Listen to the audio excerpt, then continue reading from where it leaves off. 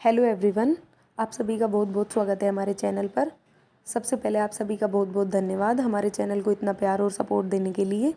अभी रिसेंटली हम हमारी कुलदेवी बांकी माता के दर्शन के लिए गए थे, जो कि जम्मू और रामगढ़ में पड़ती है।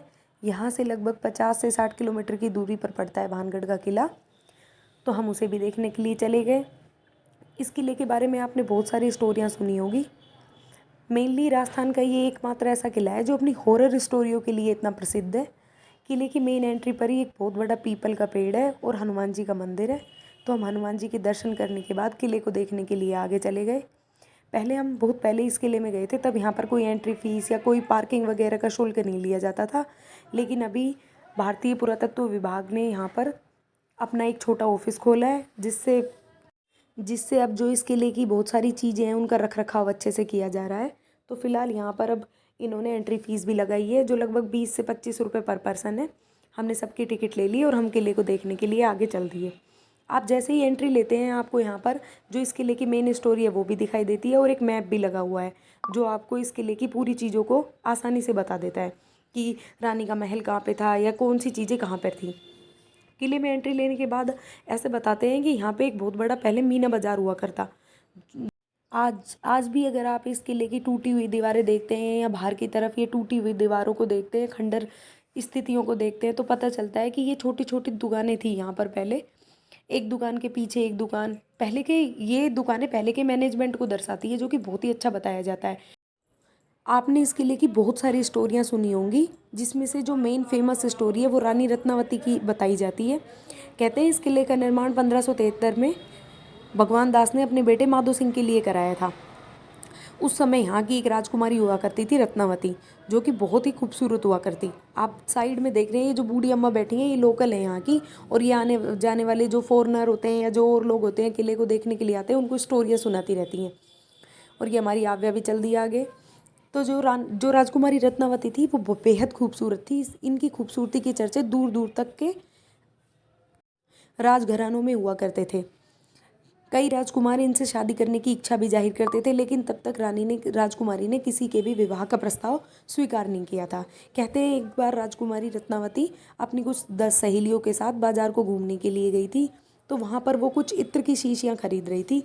तभी उन पर किसी सिंधिया सेवड़ा नामक व्यक्ति की नज़र पड़ती है, जो कि उसी जगह का रहने वाला था, उसी नगर का। वो काले जादू का महारथी बताया जाता था। तो जैसे ही सिंधिया सेवड़ा राजकुमारी को देखता है, वो राजकुमारी पर मोहित हो जाता है, तथा जो राजकुमारी ने कुछ इत्र की शीशियाँ खरीदी थी, उनमें से एक इत्र की शीशी लेकर उस पर कुछ काला जादू कर देता है। राजकुमारी ने सिंधिया सेवड़ा को ये जादू करते हुए नहीं देखा था, तो राजकुमारी इत्र की शीशियाँ लेकर अपने महल की तरफ चल देती हैं। लेकिन राजकुमारी की एक जो दासी होती है, वो राजकुमारी को ये सारी बातें बताती है। तो राजकुमारी क्रोध में आकर उस इत्र की शीशी को एक बहुत बड़े पत्थर पर देकर मारती है। जैसे ही वो इत्र की शीशी उस पत्थर पर जाती है तो वो टूट जाती है, और जो सारा इत्र होता है वो उस पत्थर पर फैल जाता है। दरअसल सिंधिया सेवड़ा ने यही जादू किया था कि जो भी इस इत्र को लगाएगा वो अपने आप खुद उसकी तरफ खिंचा चला आएगा। जैसे ही इत्र की शीशी टूटी, सारा इत्र पत्थर पर फैल जाता है और वो पत्थर धीरे धीरे लुढ़कते हुए सिंधिया सेवड़ा की तरफ जाने लगता है। जैसे जैसे उस पत्थर की गति बढ़ती है तो सिंधिया सेवड़ा देख लेता है कि ये पत्थर अब उसी की तरफ आ रहा है। तो मरने से पहले सिंधिया सेवड़ा ये श्राप देकर जाता है कि ये किला बहुत ही जल्द नष्ट हो जाएगा, तथा उसके बाद इस किले में कभी भी खुशहाली या आबादी कभी नहीं होगी। उसके श्राप के अनुसार कुछ टाइम बाद ऐसा ही होता है। अजबगढ़ और भानगढ़ में एक बहुत बड़ा युद्ध होता है, जिसमें जो अजबगढ़ की सेना थी वो भानगढ़ की सेना से काफ़ी ज़्यादा होती है, और युद्ध में बहुत सारे निर्दोष घायल व्यक्ति मारे जाते हैं। कहते हैं कि उनकी आत्माएं आज भी इस किले में हैं। जो आसपास के लोग हैं वो ये बताते हैं कि इस किले में जो भी व्यक्ति रात को रुकता है वो कभी जिंदा वापस नहीं आता। आपने बहुत सारी मूवियाँ भी देखी होगी जो इस किले पे बनी हुई हैं, और भी बहुत सारी स्टोरियाँ हैं जो इस किले को भूतिया बनाने के लिए फेमस है। वैसे इस किले में आज तक ऐसे कहते हैं कि कोई भी व्यक्ति जो रुका हो वो कभी वापस नहीं आया। तो लोग पहले तो दिन में भी जाने से डरा करते थे, लेकिन फ़िलहाल गवर्नमेंट का इस किले की तरफ अच्छे से ध्यान गया है, तो लोगों का रुझान भी काफ़ी बढ़ गया। पहले की तुलना में अब यहाँ पर टूरिस्ट पैलेस ज़्यादा हो गया है, लोग देखने के लिए आ रहे हैं। बहुत सारी स्टोरियों में एक स्टोरी ये भी बताते हैं कि जब इस किले का निर्माण राजा द्वारा कराया जा रहा था, तब किसी एक तांत्रिक ने ये कहा था कि इस किले की परछाई मेरी कुटिया पर नहीं पड़नी चाहिए। आप जब वीडियो को शुरू में देखोगे तो साइड में एक पहाड़ पर एक कुटिया सी नज़र आती है। लेकिन राजा ने उसकी बात पर ज़्यादा ध्यान नहीं दिया और जैसे ही किले का निर्माण हुआ उसकी परछाई उस कुटिया पर पड़ गई तो उस तांत्रिक ने श्राप दिया कि ये किला बहुत जल्द नष्ट हो जाएगा।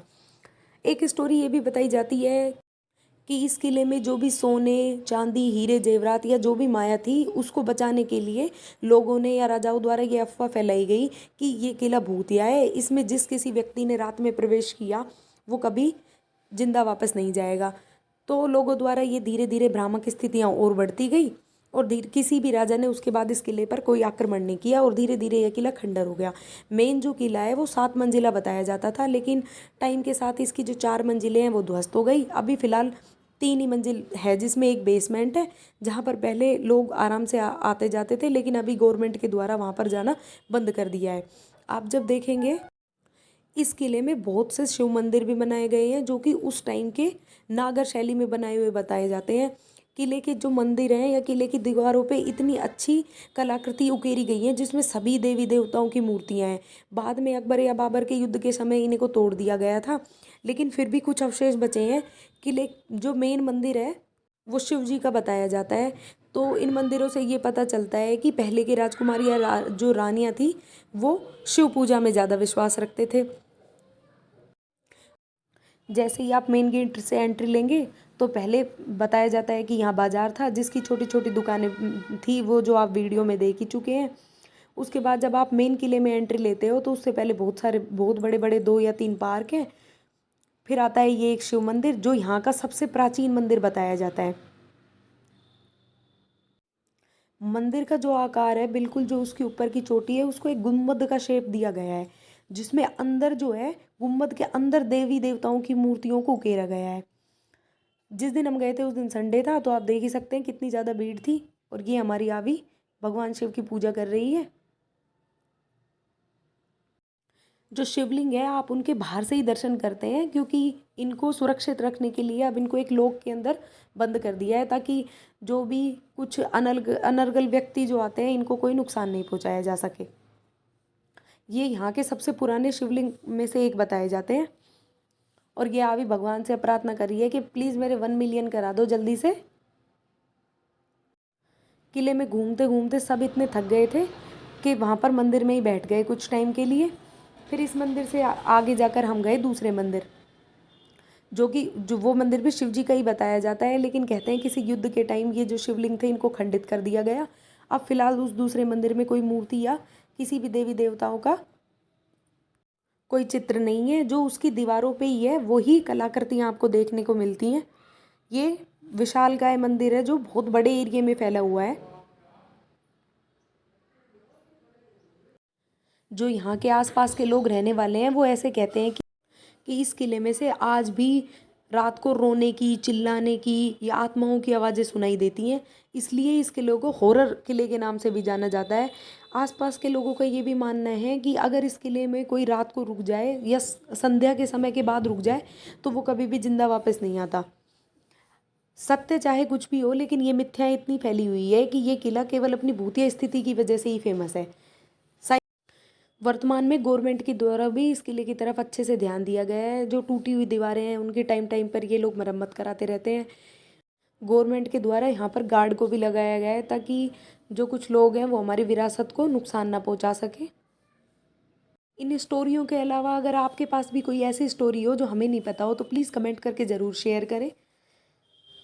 सब भारतीय पुरातत्व विभाग के द्वारा यहाँ एक बहुत बड़ा बोर्ड भी लगाया हुआ है कि आपको यहाँ संध्या के पश्चात रुकना सख्त मना है। आपको हमारी वीडियो कैसी लगी है प्लीज़ कमेंट करके ज़रूर बताएं। और अगर आप हमारे चैनल पे नए हैं तो हमारे चैनल को लाइक करें, शेयर करें, सब्सक्राइब करें। आपको ऐसी बहुत सारी और वीडियो भी ज़रूर देखने को मिलेंगी। और ये हमारे अंकल जी आंटी जी को चढ़ाते हुए। इस किले से निकलने के बाद हम गए थे नीलकंठ महादेव जी के दर्शन करने के लिए, जिसका व्लॉग भी आपको बहुत जल्द हमारे चैनल पर मिलेगा, तो आप प्लीज़ उसे भी पूरा ज़रूर देखें। और आप सभी का वीडियो पूरी देखने के लिए बहुत बहुत धन्यवाद।